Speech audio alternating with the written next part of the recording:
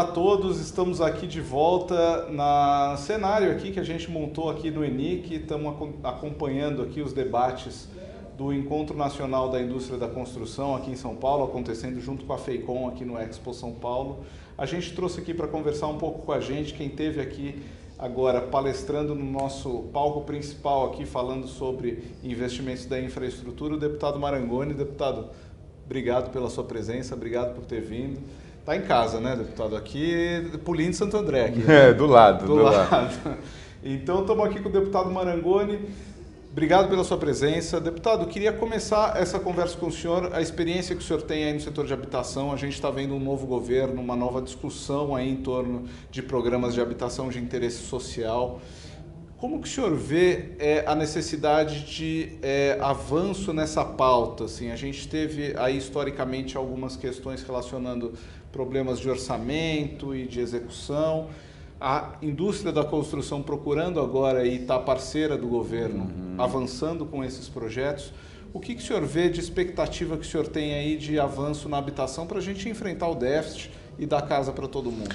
Bom, primeiro agradecer, cumprimentar a todos que estão nos assistindo, né, que vão nos ver. Agradecer você, Danilo, do convite de estar aqui. Agradecer ao nosso presidente Zé Carlos, da CEBIC.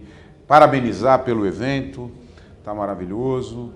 Bom, Danilo, acho que você trouxe um ponto que é de fato o ponto mais crucial. O que a gente vê hoje é uma disposição do governo com a agenda da habitação. Né? Então, o governo, tão logo tomou posse, já editou a medida provisória do novo programa, do novo Minha Casa Minha Vida, a medida provisória que hoje nós tivemos a notícia aí que fomos escolhidos relator. Então vamos relatar essa medida provisória, o que nos honra muito por ser uma medida provisória que, além de toda a importância dela para a agenda governamental, a importância dela para o Brasil, para o país, e o que a gente espera é que ela seja de fato a retomada, né, da indústria da construção, de habitação de interesse social, que infelizmente a gente viu que nos últimos anos não era uma agenda principal do governo, né?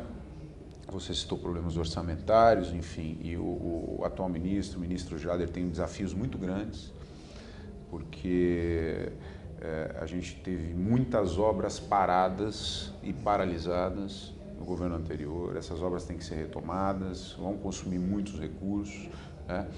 E a gente tem um déficit no Brasil de mais de 7 milhões de moradias, então o desafio é muito grande. A gente tem uma expectativa muito boa. Ficamos muito felizes de relatar a medida. Temos que facilitar e temos que trazer mecanismos na medida provisória que de fato impulsionem e alavanquem o mercado da construção civil, tão importante para o Brasil, do ponto de vista do desenvolvimento, como eu sempre falo, do desenvolvimento social, né, e do desenvolvimento econômico. Então, a gente está bem otimista com relação à relatoria da medida provisória. Eu não vou exigir que o senhor coloque aqui já o que vai estar nesse texto, né? Todo mundo vai querer saber. Mas a secretária, a vice-presidente da Caixa, Inês, esteve aqui ontem conversando com a gente também. Ela colocou uma questão que certamente o senhor que vem aqui de São Paulo, né, que tem essa multiplicidade de situações e no Brasil todo, ela colocou muito uma questão da localização e do planejamento do Minha Casa Minha Vida, né? A gente sabe que houve fases diferentes aí do programa, mais perto das cidades, mais distantes, a infraestrutura social, essa que o senhor coloca ao redor como interessante, o senhor que já foi secretário, como é que o senhor vê essa nova fase? O presidente falou em varanda, né? A gente vai ter uma pesquisa aqui mostrando demandas de quem tem essas casas do Minha Casa Minha Vida, desde local para pet, até expectativas com elevador para pessoas mais idosas. Como é que o senhor vê que o programa tem que avançar para incorporar essas novas preocupações sociais? Bom, eu acho que você tocou aí em pontos que são importantíssimos, são pontos que foram, na primeira edição do programa Minha Casa Minha Vida, né? Foram pontos muito questionados e que deram muitos problemas. Então isso tem que ser aprimorado, né?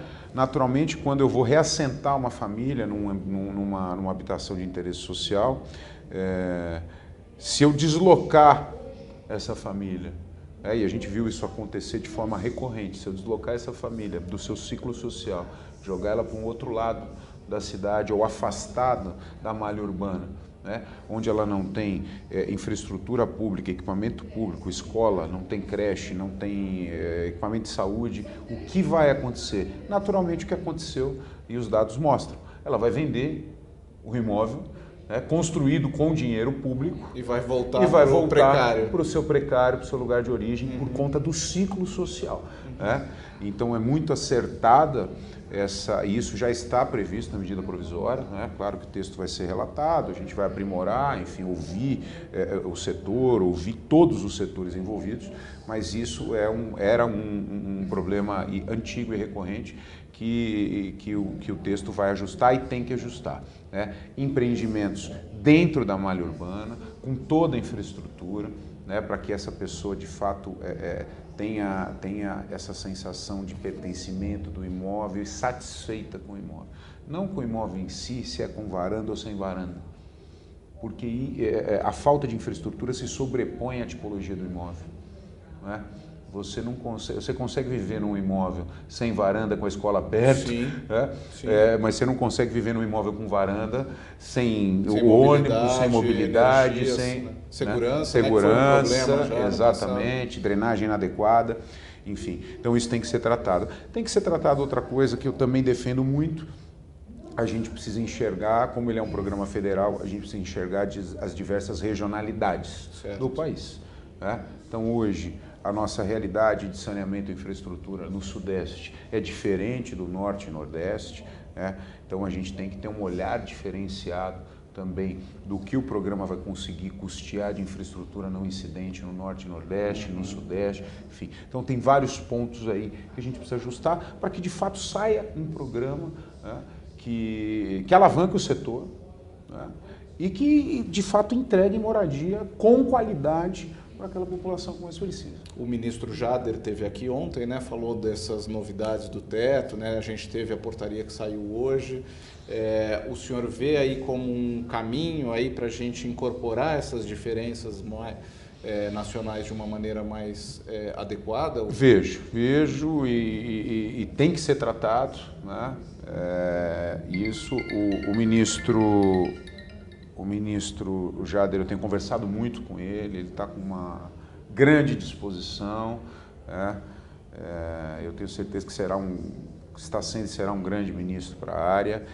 Eu vejo essa preocupação dele em olhar todas essas regionalidades e nós conversamos muito, nós estivemos junto no evento no Fórum Norte e Nordeste da Indústria da Construção, em Manaus, recentemente, e ali eu coloquei de maneira muito clara, até pelas experiências que a gente passou na Secretaria de Habitação Municipal, na Secretaria do Estado, nós temos que jogar com a realidade. Não adianta eu achar que tem condição de se produzir um imóvel, uma unidade habitacional na região metropolitana de São Paulo por menos de R$200 mil. Não faz. Conta não fecha. Certo. Não adianta eu não ter condições de financiamento, e aí eu acho que o FAR e o FDS cumprem um papel fundamental. Novidades, né? Que a gente ouviu aqui também, né, do FAR. Exato, que é o financiamento daquelas famílias que de fato não têm renda comprovada, né, para que a gente dê acesso à moradia digna. Certo. Então você tem que ter subsídio, você tem que ter um valor do imóvel adequado, né, para que a indústria consiga produzir, consiga entregar e para que o beneficiário consiga pagar seu financiamento. Né? Então, que a gente atue muito com os pés no chão, para que a gente não faça um programa aí que não se concretize e não se torne realidade. E sustentável também, até do ponto de vista orçamentário, do ponto de vista financeiro, para a gente ter perspectivas aí mais firmes para o setor, né? Aqui falando para quem constrói. Primeiro, trazer segurança, né? Orçamentária, trazer a segurança com relação ao valor, trazer a segurança com relação ao regime especial de tributação, enfim. Fazer um programa robusto e sólido, mas você vê como um problema puxa o outro. Quando a gente fala desse imóvel distante da malha urbana, esse imóvel que é comercializado irregularmente, e não adianta culpar a família. Claro, é vítima. Ela é vítima. Então, assim, a gente tem que olhar as causas dos problemas, né? Às vezes isso falta muito no Brasil. Né? Então ela está vendendo imóvel, nós estamos tendo uma evasão dos imóveis entregues enorme, né? E eu me deparei com casos que, assim, que depois de 1 ano, 2 anos de entrega do empreendimento, ele estava inteiro comercializado. Quer dizer, ninguém que foi selecionado ficou ali. Né? E outra, quem comprou está alugando. E na lei não podia nada disso. Mas nós temos que entender o quê? A causa. Sim. Por que isso está acontecendo? Sim. E quando essa pessoa vende, se desfaz do imóvel, de forma irregular, nem ela, nem quem adquiriu, paga o financiamento. Ou água, ou luz, ou qualquer coisa. Né? Então, assim, aí você não tem uma reposição do funding. Esse dinheiro não retorna. Entendi. Se esse dinheiro não retorna, a gente não tem orçamento para continuar produzindo. Entendi. Então, um problema é a decorrência do outro. Então, a nossa expectativa, com a colaboração de todos os colegas da comissão, de todos os parlamentares, nós vamos ter uma atuação muito transparente, ouvindo desde os movimentos de moradia, todo o setor da indústria, toda a cadeia da indústria da construção civil, todos os parlamentares, deputados, senadores, enfim. Nós vamos fazer um processo, ele tem que ser rápido, mas um processo muito amplo, de muito diálogo, muito transparente e com o pé no chão. Então, é assim que a gente vai buscar conduzir essa relatoria. Pode contar com o setor da construção aí nesse processo, deputado. Sem dúvida, conto muito. Eu queria fazer mais uma pergunta, deputado, já que a gente está falando de construção aqui. Eu sei que o senhor tem uma atuação muito firme também numa discussão que tem sido muito premente, está aqui na pauta do ENIC também, que é a questão dos vícios construtivos. Explicando, né, que é quando a gente tem uma visão distorcida aí por quem ocupa os imóveis, né, de fato vícios, né, que seriam originários da construção. Como é que o senhor tem tocado esse assunto? Qual que é a perspectiva que o senhor tem de mudanças legais no Congresso? Bom, eu faço parte tanto da Comissão de Desenvolvimento Urbano quanto da Comissão de Constituição e Justiça da Câmara. E esse projeto, o PL 4749, já tem um projeto de 2009, que está em tramitação na comissão, já passou pela Comissão de Desenvolvimento Urbano, está na comissão terminativa, ou seja, a última comissão, que é a CCJ agora, já tem um parecer relatado favorável ao projeto, que foi relatado por um grande colega nosso, também amigo do setor, que é o deputado, ex-deputado federal Geninho Zuliani. Então nós temos um projeto muito avançado, um estágio muito avançado e construído a 4 mãos com o setor. O que a gente precisa, e esse projeto traz isso, deixar claro, porque é diferente, Danilo, um sapato de um imóvel, completamente diferente. Então a construção civil precisa ter um tratamento específico com relação aos prazos de garantia, de responsabilidade. O sapato está aqui, descolou a sola no dia seguinte, etc. É fácil você constatar aquilo que foi mau uso.